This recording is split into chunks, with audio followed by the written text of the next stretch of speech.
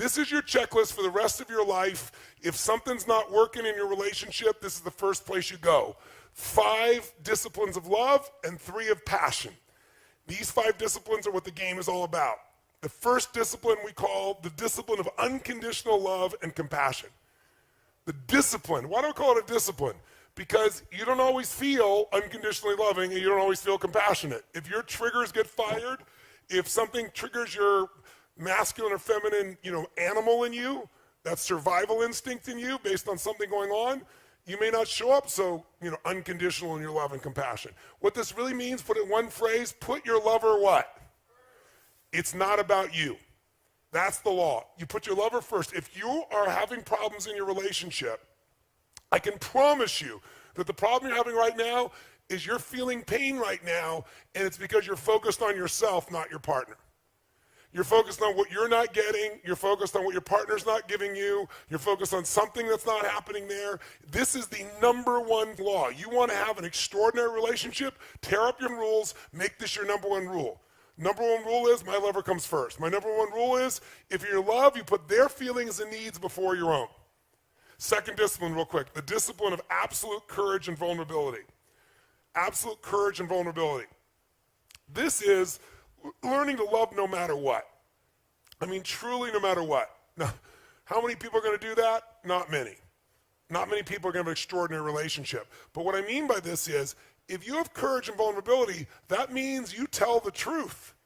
That means you open up. Most people, out of a lack of courage, hold back their gift. This idea that you're going to give pain to somebody you love, you're going to punish them, that takes no courage, that takes no vulnerability, that's just stupidity. So the more vulnerable you are, the more power you have, because love penetrates all. Third law is the law of positive intent. Yes. The discipline, I should say, of positive intent. By the way, discipline weighs ounces, regret weighs tons. Discipline weighs ounces, regret weighs tons. You don't follow these disciplines, you're going to have regret. Right? That's their disciplines, their commitments, they're things you're going to do no matter what. Discipline means even if it's not easy, you still do it, right? Discipline is, it's a habit. That's what a discipline is. It's a habit. It's the discipline of positive intent. You know the deeper truth that this is a no-blame game.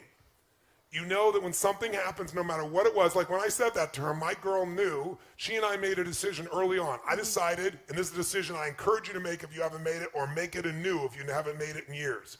I decided I knew this woman's soul. Yeah. This woman's soul was as pure as anything I could ever dream of in my life. I knew that I loved this woman, her soul was pure, so no matter what happened, I would serve her, and no matter what happened, no matter what she said, no matter what she did, I would know, even if I couldn't figure out how, the intent was pure. The intent was wanting to get closer. It looks mean, but she's scared. It looks vicious, but she's just freaked out. And same thing with me. He looks like he's an unconscious asshole. He just doesn't know. It looks like he doesn't give a shit. He's actually a masculine male, and this is what they do, right? We shifted the meaning to always there's an empowering meaning because there's never negative intent, no matter what it looks like, no matter what was said. And by having that, along with that, the discipline of positive intent, in a sense, no blame game, we immediately apologize. It doesn't matter what has happened. If there's any argument we have, it's a playful argument, which is, I'm taking responsibility and she's taking responsibility. No, honey, it was my fault. No, it was my fault. And it's like, and we mean it sincerely. It doesn't matter what it is, because I hold myself as whatever she's feeling, ultimately it's my responsibility. Even if I didn't intend it, that's it. So I take responsibility. I'm sorry, honey. I'm sorry your feelings were hurt. She does it with me also. And since we both are constantly doing it, it makes it like there's nobody ever blaming somebody else. So think about this. We put each other first. If we find we're not, we change that immediately, right? We immediately look at, we got to be courage and vulnerable. We've got to tell the truth. That's really what that is. Tell the truth with kindness, with love, with making nobody wrong, because we both know we have positive intent. And you break through all the bullshit with this. Mm-hmm. And with an apology, rather than I'm sorry you, always have I. Yes. Always I. Honey, I'm sorry today when I upset you, or I'm sorry today if I upset you. Having the word I and owning it neutralizes. It's such a crazy, and we so underrate an apology of ownership. Owning something, who cares? When you love each other, who cares about being right or wrong? And if there really is an unconscious action, and even if it wasn't your intent, even if it wasn't unconscious, even if it was a misinterpretation, who cares? Own it. You own it, and it neutralizes that, and it only brings you closer. It's extraordinary. And you got to remember, no matter what they did, that's not who they are. If you can remember that, human behavior is not a reflection of the human spirit. Often it's a reflex action of the animal inside of us. And if you can know that, you know their spirit and you know their soul, then you know when people get insecure, when they get uncertain, when they go in survival, I've done it, you've done it, we've all done it. So instead of judging and making them wrong because you're scared of being hurt again, you got to come back to, I know what their intent is, I know it's positive. When you question my intent, you end the relationship. You question my behavior, you got every right to do that, even if I disagree with you. You just never question intent. I'd underline that, I'd bold it, I'd go on. If you question intent, you are destroying the relationship. So when you look at somebody, usually you subscribe either what you would do, or if you dislike something about them, or you're in a bad state, you'll come up with the worst reason why they did it. It's never the truth. They did it to meet some needs, same as you. But underneath it, if you know their soul, you just don't question their intent. Now think of it, if you just did these three things, what would be destroyed on your list? Oh my God, our kids, blah, blah, blah, blah, blah, blah. Wait a second. My wife comes first, my husband comes first. You know what? Bottom line is, I trust and love them. These kids are going to be great. I'm going to bend. I'm going to find something here for him. I'm going to find something here for her, right? And I'm making this so crazy. I'm being so upset. What am I really upset about? I'm upset thinking my kids are not going to be the way I want them to be. Not my kids are going to be the way they're meant to be. So it's really about me again, right? You know, discipline of absolute courage. You know, honey, I just want to talk to you. I'm concerned. This is how I was raised. I know you were raised differently, vulnerably. I love you. I love you the way you are. You're a rebel. You love me. I have rules. Maybe our kids will be okay with that too. What do you think? Finding some way. You know, knowing that there's positive intent will kill any anger, upset inside this piece. Fourth one of the 5 disciplines. Fourth is the discipline of honorable language and moment-to-moment awareness. Honorable language.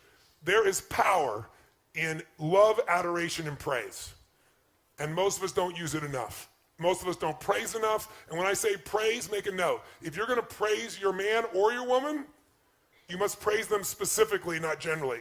But moment to moment, being consciously aware of the impact that you're having with your language and your presence on your partner. And your language as well. Body language, words, deeds. It's knowing you have an impact and seeing that impact. You know, if I'm doing something and I look over and I see my girl is not in a great place, I don't continue. So what happens for a woman to understand is we get information in, and if we hear a word, words go into that file in our brain, left hemisphere. Emotions go on the other side. But when you say a word to a woman, it hits both hemispheres. It's like if I asked you, where were you on, you know, the 11th of August in 2001? But if I asked you, where were you on 9/11? How many remember exactly where you were in the room when you heard about it, or you were there, you saw it? Because information with emotion is remembered forever. And for women, words that you say mean a lot because they determine whether she's pleasing you or not. And those words get connected to emotion, and you might just be saying things, because guys say things all the time, right? And when you're that upset, gentlemen, there's nowhere to go. You're never going to hurt that woman in a million years. So the only way to let go of some of the pressure is yell or scream or use some words. But then she takes those words in and she's hurt by it. And here's a trick. I'm married to a very passionate man. He's married to certainly a very passionate woman. And we made decisions. Never, I hate you. Never, I'm going to leave you. And not F you.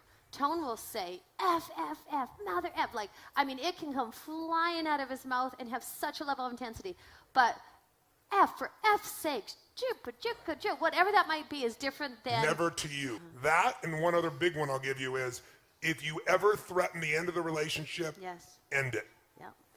Because if you ever threaten it, when people go to put their button on the button, you know, just to threaten it because they're so frustrated, the moment you do that, somewhere in the psyche of your partner, they think, oh my God, they could leave me, and I gotta have to do this first. And so they put their finger on the button, and all it takes is enough times of doing that, enough years of doing that, and one day somebody will push the button. If you are committed to the relationship you're in, ban for life. Yes. For multiple lifetimes, for those of you who are gonna come back 6 and 7 times, like some of the people here did. You ban for multiple lifetimes. I will never, ever, ever threaten. Never. Neither of you ever threatens to leave. If you threaten to leave, relationship's over. It might take 3 more years, 5 more, 10 years, but it's over. If you want to be in a relationship with this person, don't ever, ever, ever threaten. And if you did before, it's off limits forever. No exceptions, doesn't matter how mad you are, angry you are, sad you are, never. You're not unconscious with your language, you're not unconscious with your deeds, you're aware of the impact and you correct it immediately.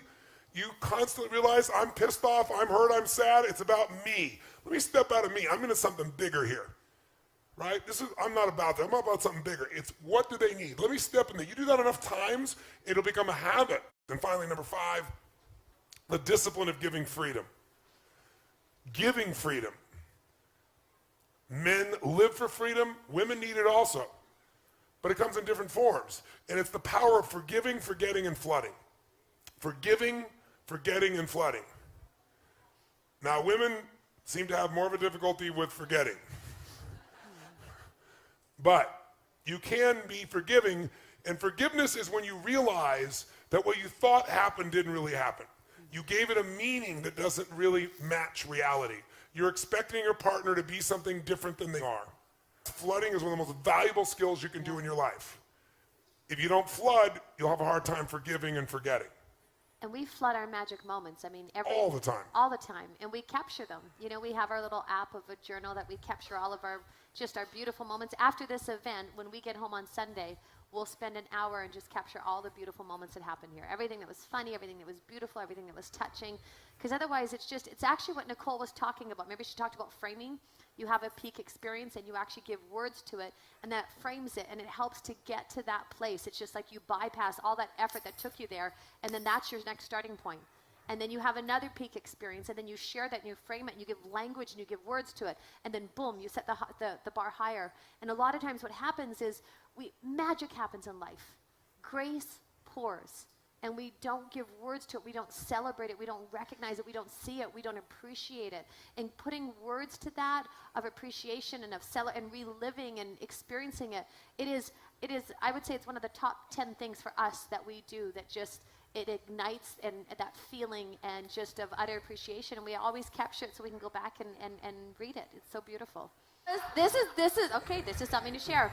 So when we first, it's called true. A setup. He was so, oh my gosh, like I mean, rigid, militant, blue, like so intense about these things. And so, I mean, anytime that anybody would talk about eggs, he was just like, and did what felt like he was not vicious, but it felt like that level of intensity.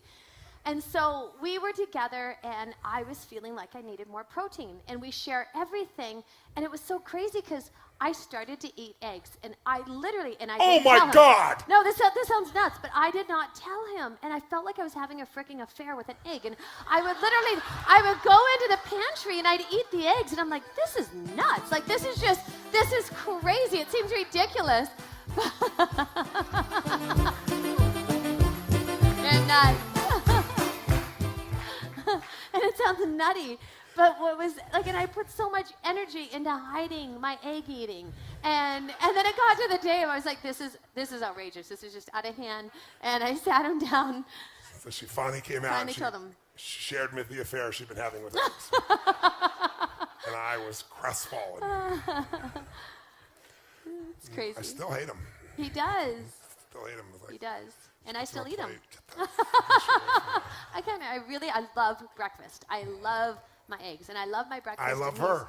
Yes, so I love an egg eater. Now you know the truth. Yeah. So we disagree completely, but we love each other. So that's how you balance it out. You get it? You get it? You put love first. You love more than your rules. And it makes you a better human being because it opens you up, because lots of things we're making life and death that really aren't. They really